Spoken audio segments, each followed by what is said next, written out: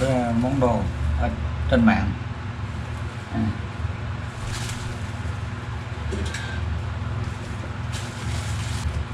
Cái súng khò ga, đây là cái khò ga mình mua cách đây khoảng 4 ngày bên em mới gửi tới, để giờ mình mở ra cùng các bạn xem nha.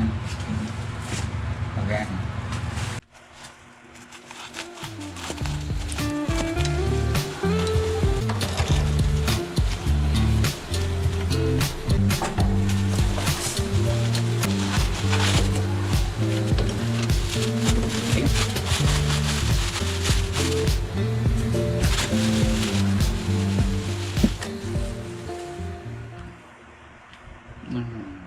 khò ga.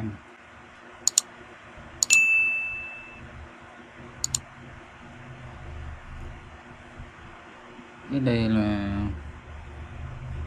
Shinfuji Buner RZ830 Shinfuji Buner.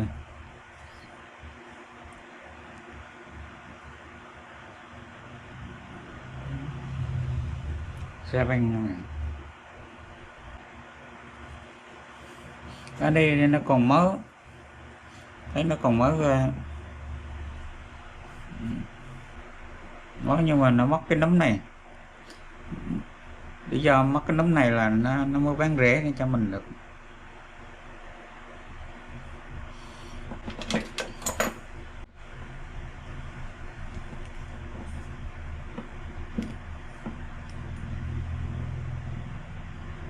Cái đây 19 mấy à, cái to á.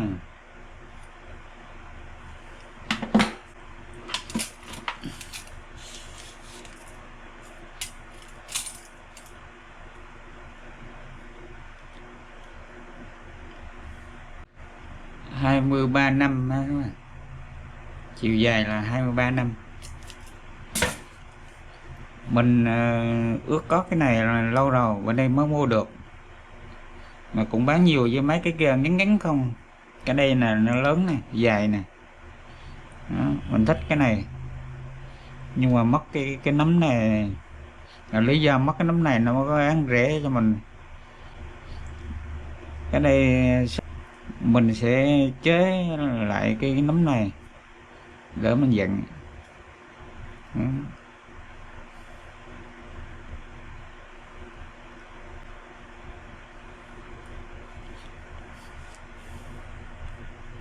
Mình mới mua cái bình ga này để giờ mình thử cái nấm này thôi, cái súng này sao.